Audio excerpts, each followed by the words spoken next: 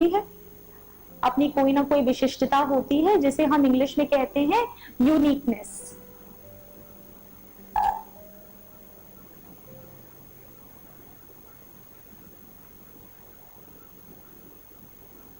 इसका अर्थ होता है विलक्षणता।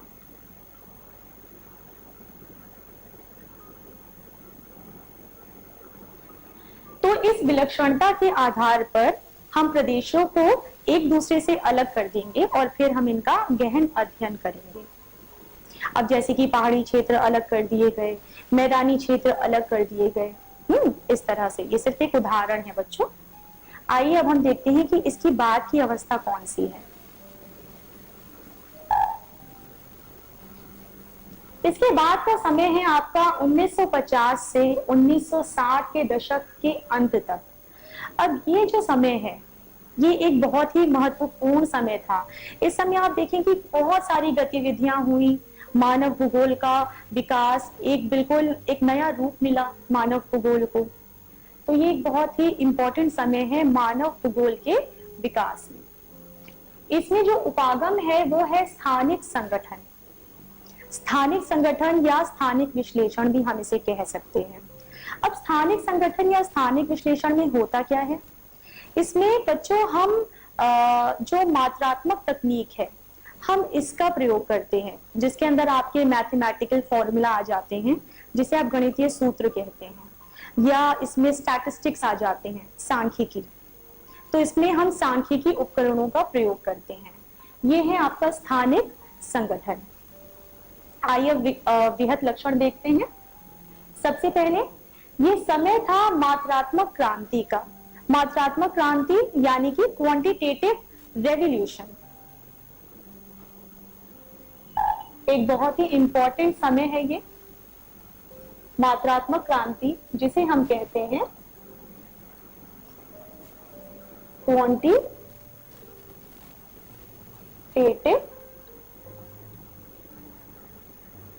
रेवोल्यूशन।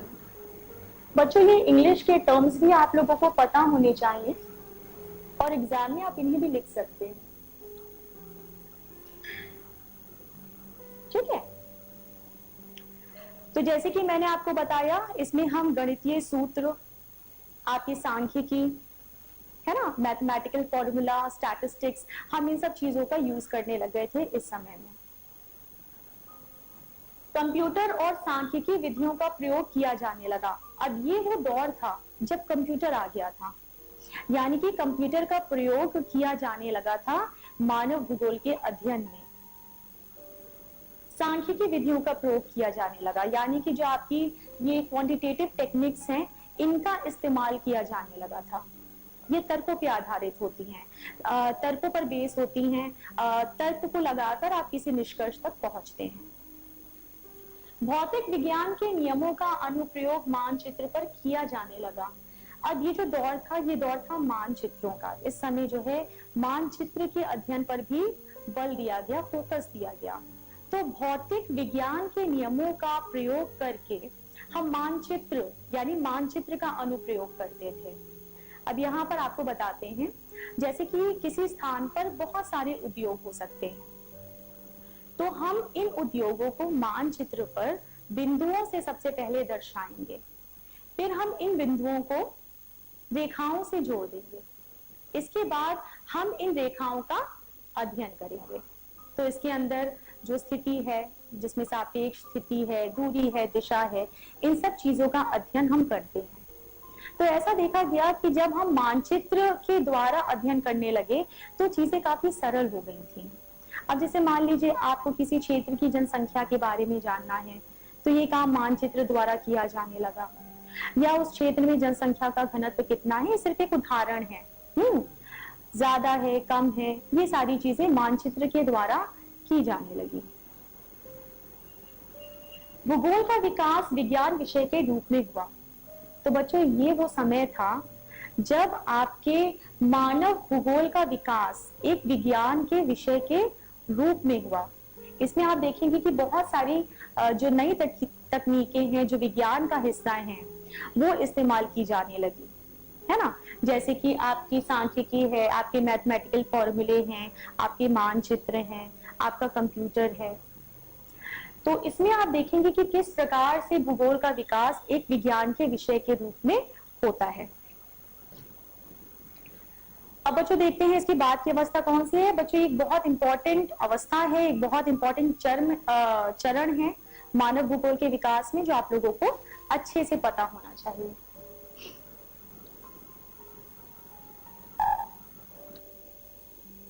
अब बच्चों आता है आपका 1970 का दशक। अब आइए देखते हैं 1970 के दशक में क्या गतिविधियां हुई। अब इसमें आपका जो उपागम है वो है मानवतावादी, आमूलवादी और व्यवहारवादी विचारधाराओं का उदय। यानी कि ये जो आपका समय है 1970 का, इस दशक में आपकी 3 महत्वपूर्ण विचारधाराओं का जन्म हुआ। ये कौन कौन सी विचारधाराएं हैं?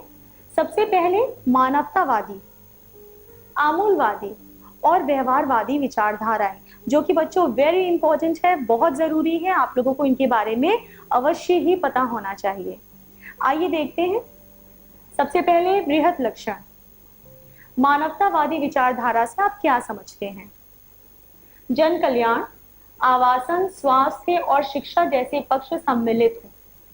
इसमें जो आपकी मानवतावादी विचारधारा है, जिसे आप कल्याण परक विचारधारा भी कहते हैं, इसका संबंध जन कल्याण से है, मानव कल्याण से है। अब इसके अंदर आपका आवासन यानी कि अधिवास, घर जिसमें मनुष्य रहता है, आपका स्वास्थ्य और आपकी शिक्षा, ये सारे पक्ष इसके अंदर सम्मिलित किए जाते हैं। ये है आपकी बच्चों मानवतावादी विचारधारा। मेन फोकस है जन कल्याण पे, समाज कल्याण पे। फिर आती है आपकी आमूलवादी विचारधारा। अब आमूलवादी विचारधारा क्या है? ये विचारधारा मार्क्सियन थ्योरी से प्रभावित है। जो मार्क्स के सिद्धांत हैं उससे प्रभावित है आपकी आमूलवादी विचारधारा। अब इसमें बच्चों निर्धनता के कारण जो सामाजिक असमानता है, उसकी व्याख्या के लिए इस आमूलवादी विचारधारा का प्रयोग किया गया। इसमें ये कहा गया कि जो आपकी सामाजिक असमानताएं हैं, जिसे आप गरीबी कहते हैं, ये बढ़ते हुए पूंजीवाद के कारण है। जो पूंजीवाद का विकास हो रखा है, इसकी वजह से ये सारी सामाजिक असमानताएं हैं। पूंजीवाद में क्या होता है कि आपके जो भी संसाधन है उस पर निजी स्वामित्व होता है। फिर आती है आपकी व्यवहारवादी विचारधारा। व्यवहारवादी विचारधारा में प्रत्यक्ष अनुभवों पर जोर दिया गया। ऐसा माना गया कि जो मनुष्य के निजी अनुभव हैं, प्रत्यक्ष अनुभव हैं, वो उनके सांस्कृतिक व्यवहार को प्रभावित करते हैं। जैसा कि बच्चों लिखा है, प्रत्यक्ष अनुभव के साथ साथ मानव जातीयता, प्रजाति, धर्म पर आधारित समाज के दिक् काल बोध पर अध्ययन किया जाता है या जोर दिया जाता है। इसमें ऐसा कहा गया कि जो मनुष्य की प्रवृत्तियां हैं वो जाति, प्रजाति और धर्म के आधार पर परिवर्तनशील रहती हैं, ये बदलती रहती हैं। तो बच्चों ये हैं आपकी 3 विचारधाराएं, मानवतावादी विचारधारा, आमूलवादी विचारधारा और व्यवहारवादी विचारधारा। ये 3 विचारधाराओं का जन्म हुआ 1970 के दशक में, जो आप लोगों को अच्छे से पता होना चाहिए।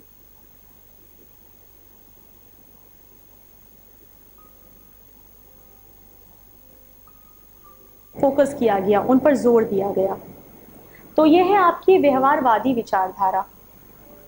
तो बच्चों ये तीनों विचारधाराएं, जिसमें आपकी मानवतावादी विचारधारा आती है, आमूलवादी विचारधारा आती है और व्यवहारवादी विचारधारा आती है, ये तीनों बहुत ही इंपॉर्टेंट विचारधाराएं हैं जो कि 1970 के दशक में सामने आई। ये आप लोगों को बच्चों अच्छे से पता होना चाहिए। अब आइए इसके बाद देखते हैं। अब ये है 1990 का दशक। अब देखते हैं कि इस 1990 के दशक में उपागम क्या था, यानी कि मानव भूगोल के अध्ययन की पहुंच क्या थी, उपागम क्या था। भूगोल में उत्तर आधुनिकवाद। अब ये जो समय था, अब भूगोल में उत्तर आधुनिकवादिता आ गई थी। आइए सबसे पहले बृहत लक्षणों पे नजर डालते हैं। सामान्यीकरण तथा मानवीय दशाओं की व्याख्या करने वाले सिद्धांतों की व्याख्या प्रयोज्यता पर प्रश्न उठने लगे। यानी कि सामान्यीकरण और इसके पहले मानव दशाओं की व्याख्या करती हुई जो भी सिद्धांत पहले आ चुके थे, उन पर तरह तरह के प्रश्न किए जाने लगे। प्रत्येक स्थानीय संदर्भ की समझ पर बल दिया गया। अब यहाँ पर आप देखेंगे कि स्थानीय संदर्भ की समझ पर महत्व दिया गया, यानी कि लोकल कॉन्टेक्स्ट पर ज्यादा जोर दिया गया, स्थानीय संदर्भ पर ज्यादा जोर दिया गया, उस पर फोकस किया गया। तो बच्चों ये है आपका 1990 का दशक। तो ये वो अलग अलग चरण हैं, अलग अलग अवस्थाएं हैं जिनसे होकर मानव भूगोल का विकास हुआ है। आइए अब इसके आगे देखते हैं क्या है। अब हम बात करेंगे मानव भूगोल के क्षेत्र एवं उपक्षेत्र की। तो बच्चों आपने देखा कि मानव भूगोल मनुष्य और पर्यावरण के बीच में जो भी अनेक क्रियाएं हो रही हैं, किसी समय पर, जो समय पर परिवर्तित होती रहती हैं, किसी भी समय पर इनके संबंध की व्याख्या मानव भूगोल करने का प्रयत्न करता है। तो यहाँ पर आप देख रहे हैं कि पृथ्वी के धरातल पर जितने भी मानवीय तत्व पाए जाते हैं, इनकी व्याख्या के लिए मानव भूगोल सामाजिक विज्ञान के जो सहयोगी विषय हैं उनके साथ एक घनिष्ठ अंतरापृष्ठ स्थापित करता है। यानी कि आप देखेंगे कि मानव भूगोल का सामाजिक विज्ञान के सहयोगी विषयों के साथ एक संबंध है, जिसे हम कहते हैं अंतरापृष्ठ। इंग्लिश में हम इसे कहते हैं इंटरफेस।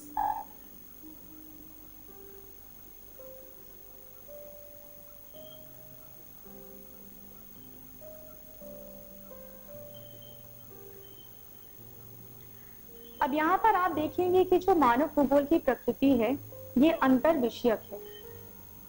अब बच्चों जैसे जैसे ज्ञान का विस्तार हुआ, जैसे जैसे नई नई चीजें सामने आती गईं, जैसे जैसे डेवलपमेंट्स होते गए, वैसे वैसे आप देखेंगे कि किस तरह से मानव भूगोल में नए नए क्षेत्र और नए नए उपक्षेत्र सम्मिलित होते चले गए। तो अब यहाँ पर हम बात करेंगे मानव भूगोल के क्षेत्र एवं उपक्षेत्र की। पहले तो आपको एक छोटे से उदाहरण से समझाती हूँ कि क्षेत्र और उपक्षेत्र में क्या अंतर है, कहीं आप लोग इसको आपस में मिला ना दें। तो सपोज करिए कि जब हम बात करते हैं अधिवास की, ठीक है, तो अधिवास हो गया क्षेत्र। अब इस अधिवास के अंदर मकान आता है, झोपड़ी आती है, बंगला भी आते हैं, बड़ी बड़ी मल्टी स्टोरी बिल्डिंग आती है।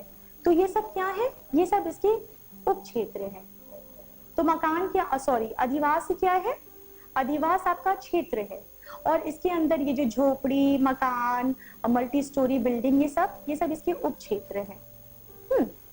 तो आइए शुरू करते हैं, देखते हैं मानव भूगोल के प्रमुख 6 क्षेत्र कौन से हैं। अब इसमें आप देखेंगे कि मानव भूगोल के अंतर्गत जो 6 क्षेत्र आते हैं, सबसे पहले सामाजिक भूगोल, फिर आवास भूगोल, नगरीय भूगोल, राजनैतिक भूगोल, जनसंख्या भूगोल और आर्थिक भूगोल आता है। ये 6 मुख्य क्षेत्र हैं मानव भूगोल के। अब इसमें सामाजिक भूगोल में हम समाज के बारे में पढ़ते हैं, जो हमारी सोसाइटी है, जितनी भी सामाजिक गतिविधियां हैं, इन सब का अध्ययन हम सामाजिक भूगोल में करते हैं। इसके बाद आपका आवास भूगोल आता है। आवास भूगोल के अंदर अधिवास, यानी कि ग्रामीण अधिवास, नगरीय अधिवास, फिर इन अधिवासों का प्रतिरूप क्या है, फिर यहाँ पर लोग क्या काम करते हैं, ये सारी चीजें हम आवास भूगोल के अंतर्गत पढ़ते हैं। इन चीजों का हम इसके अंदर अध्ययन करते हैं। अब इसके बाद आता है आपका नगरीय भूगोल। इसमें हम नगरों के बारे में पढ़ते हैं, जो भी आपके अलग अलग प्रकार के नगर हैं उनका अध्ययन करते हैं। राजनीतिक भूगोल में हम राजनीतिक सभी गतिविधियों के बारे में पढ़ते हैं। जनसंख्या भूगोल में हम जनसंख्या के बारे में पढ़ते हैं, कितने पुरुष हैं, कितनी महिलाएं हैं, उनका लिंग अनुपात, ये सब पढ़ते हैं। आर्थिक भूगोल में जो भी आर्थिक क्रियाएं हैं, आर्थिक गतिविधियां हैं किसी भी देश की, उनका हम अध्ययन करते हैं। अब उपक्षेत्र पे आते हैं। आप देखेंगे कि सामाजिक भूगोल के जो उपक्षेत्र हैं उसके अंतर्गत व्यवहारवादी भूगोल आता है, सांस्कृतिक भूगोल आता है, लिंग भूगोल आता है। राजनीतिक भूगोल के अंतर्गत आपका निर्वाचन भूगोल आता है, सैन्य भूगोल आता है। आर्थिक भूगोल के अंतर्गत आपका संसाधन भूगोल, कृषि भूगोल, उद्योग भूगोल, पर्यटन भूगोल, अंतरराष्ट्रीय व्यापार का भूगोल, ये सारे आपके उपक्षेत्र आते हैं आर्थिक भूगोल के अंदर। अब आइए नेक्स्ट देखते हैं। अब यहाँ पर बताया जा रहा है कि जो आपके मानव भूगोल के क्षेत्र और उपक्षेत्र हैं, उनका सामाजिक विज्ञान के सहयोगी विषयों के साथ कैसा संबंध है, अंतरापृष्ठ है, एक कनेक्शन है। अब आप यहाँ देखेंगे कि सामाजिक भूगोल का अंतरापृष्ठ है समाजशास्त्र व सामाजिक विज्ञान के साथ। व्यवहारवादी भूगोल का अंतरापृष्ठ है, संबंध है मनोविज्ञान के साथ। ऐतिहासिक भूगोल का एक संबंध है, अंतरापृष्ठ है इतिहास के साथ। नगरीय भूगोल का अंतरापृष्ठ है नगरीय अध्ययन और नियोजन के साथ। राजनीतिक भूगोल का एक गहरा अंतरापृष्ठ है राजनीति विज्ञान के साथ। उसी तरह जनसंख्या भूगोल का संबंध है जनांकिकी के साथ। तो ये कुछ मुख्य क्षेत्र और उपक्षेत्र हैं बच्चों, जो आप लोगों को पता होनी चाहिए। आपकी बुक में एक टेबल है, उसे जरूर आप लोग अच्छे से पढ़िएगा। इसके बाद बच्चों मैंने आप लोगों को गृह कार्य दिया है, जो भी मैंने पढ़ाया है उसी पे ये क्वेश्चंस हैं, इन्हें आप लोग करिएगा बच्चों, अच्छे से रिवीजन करते चलिएगा। यदि कुछ भी आपसे छूट जाता है या आप ये वीडियो नहीं देख पाते हैं तो आप इसे दीक्षा पोर्टल पर पुनः देख सकते हैं।